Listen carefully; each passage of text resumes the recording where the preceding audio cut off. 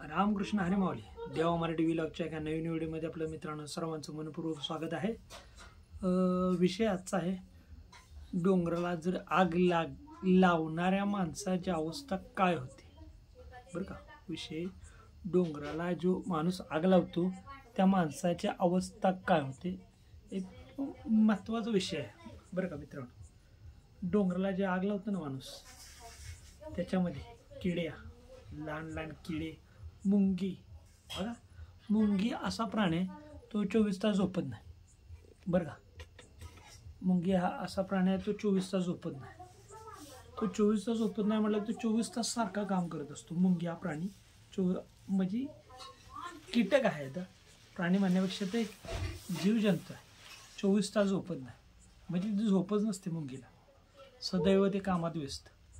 मग त्या आगीत त्या मुंग्यांचा किती जीव जात असेल बघा। आता विचार करा तुमची गोष्ट, गवतावर बसलेले टोळ किंवा गवतात येलेले एखादी सश्याची मादी, ती लहान पिल्लं, बारक किड्या मुंग्या, परत इतर सारे जीव जे ज्यांना पळता येत नाही। शिवारात भरपूर असे किडे असतात।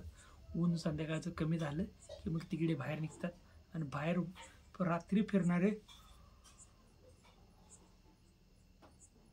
बरेचसेच किडकं, बरेचसेच वन्य प्राणी, ससा आपले लेकरं बाळ सोडून खायला म्हणजे मादी जाते शिवारात खाली चारा वगैरे खाऊन चांगला हिरवागार येऊन पाणी पिऊन, का तर पिलाच नाही दूध मिळायसाठी। जर ती मागे तर ती पिलं जळून खाग झालं त्या बिचाऱ्यानं कोणाला दूध पाजायचं। कितीतरी असंख्य नुकसान होतं या आगीमुळं। असंख्य जीवजंतू मरतात, झाडं उभीच्या उभी हिरवी खार पाडतात। पण माणसाला याचा काही एक घेणं देणं नाही। फक्त आपली जनावरांना हिरवागार चारा मिळाला म्हणजे बस। अशी लोक डोंगर पेटवून देतात, त्यांना असं खूप मोठं पाप लागतं, खूप मोठं। जगात असं कुठलं पाप नाही ते डोंगर पेटवलं लागतं माणसाला। तुम्ही आम्ही सर्व जाणते करते आहे, पण हे जे डोंगर पेटवून आणण्यास सगळ्यात मोठं पाप आहे। माझ्या वयाच्या 22 वर्षी, बरं का मित्रांनो, ऐकून घ्या विषय, सत्य बोलतो मी। माझ्या वयाच्या 22 वर्षी मी दिवशीच्या यात्रेला जाताना मी डोंगर पेटवला। बरं का, दिवशी जाताना यात्रेला पोरांच्या ते म्हणायला लागलेला पेटीव का होते तर पेटीव, ते तो म्हणला म्हणून मी पेटवलं, दुसऱ्याने मला सांगितलं म्हणून मी पेटवला आणि त्याची शिक्षा मला मिळाली। 22 वर्षी डोंगर पेटवला, मला 26 वर्षी पॅरलेस झाला। 23, 24, 25 आणि 26 4 वर्षात विषय नील। 5 मिनिटं फक्त। 24 वर्षी मला पॅरलेस झाला, 26 वर्षी मला पॅरलेस झाला। म्हणजे मी केलेली कृत्य किंवा पाप त्याची मला शिक्षा बरोबर देवानं दिली। म्हणून यासाठी कोणतेही काम करताना विचारपूर्वक करा। डोंगरासारख्या असंख्य जीव असणाऱ्या कुठल्याही आग लावू नका, त्याच्यामुळे आपलं नुकसान असतं। मी सकाळपासून 8:30 वाजता जे वैरण आणा गेलो, याची कडबा आणि कट दोन्ही घेऊन आलो। सकाळी 8:30 वाजल्यापासून ते आणून 4 वर्षापूर्वीच आमचा जुना कडबा होता, ती घाण काढली, सगळी स्वच्छ केला माळा आणि परत रचला कडबा। सकाळपासून मी फक्त त्याच व्याप्तीत होतो। मोठा पोरगा शेळ्यांच्याकडे गेला, त्यामुळे मला वेळ मिळाला कडबा रचायला। आणि मग अशी 7, 7:15 वाजता झाला माझा कडबा रचून। घरी आलो, आंघोळ केली आणि चहा पिला थोडासा आणि बाथरूमला जाऊन आलो आणि तुमची जरा थोडीशी गपशप करू, तुम्हाला सांगू काय असतं काय नसते।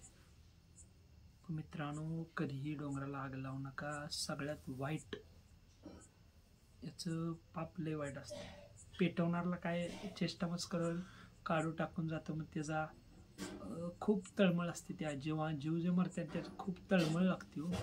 तर ते जीव असा भाजून मरतो, जीव भाजून। पक्ष्यांची अंडी वरपळून जाते, तर झाडावरचे पक्षी निवारायला वरपळून जाते, ती अंडी वरपळून जाते, सगळ्याचा असा त्यानाश, नुकसानच नुकसान. त्यामुळं हे एवढं पाप करू नका. डोंगराला कधी आग लावायची.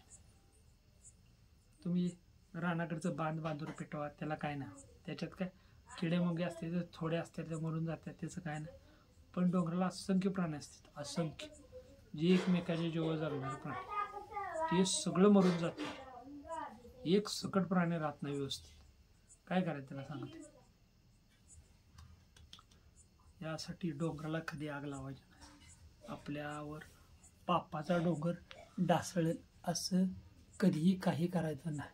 बरं का मित्रांनो, आपण यावर जेवढं पाप आपल्या हातनं पाप जेवढं पुण्य होईल तेवढं करा, पाप होईल तेवढं करू नका. पुण्याचा मार्ग स्वीकारा, पुण्य करायला शिका आणि नेहमी सत्य बोला सगळ्यांच्यावर. देव हमेशा तुमच्या पाठीशी राहतो. सत्य बोलणाऱ्याच्या देव पाठीशी हमेशा राहतो. जर तुमचं आज कोणी जर 2 रुपये घेतलं, बघा मी सांगतो अनुभव, तुमचं जर कोणी 2 रुपये घेतलं तर उद्या त्या माणसाचं 10 रुपये जातात. जर तुमचं कोणी 10 रुपये घेतलं तर त्याचं 1000 रुपये जाते. बरं का मित्रांनो, हे सत्य आहे. हे लुबडलेल्या माणसाला याचं फळ मिळतं आणि फळ मिळाल्यानंतर तो माणूस अपसेट होतो. माझ्याकडे एवढं असून सुकट मी असा पार मोकळा का? कारण काय तर असतं ना त्याचं. मला झोप आल्या. मी आत्ता संध्याकाळी आंघोळ केल्यामुळं मला खूप झोप आल्या. डोक्याला तेल लावल्यामुळं अशा डोळ्यावर थकवा जाणवायला लागला आहे. दिवसभर केलेल्या कामाचा आळस आत्ता अंगात उतरला. आणि मी तुम्हाला सांगितलं, कोणाला लोबडू नका, कोणाचा 1 रुपया घेऊ नका आणि सगळ्यांच्यावर प्रेमाने राहा आणि प्रेमाने जीवन व्यतीत करा. या व्हिडिओमध्ये जर तुम्हाला माझा एखादा वाईट शब्द गेला असला तर मला परत करा. आणि या व्हिडिओला नक्की लाईक करा, सबस्क्राईब करा आणि शेअर करा. रामकृष्ण हरी माऊली.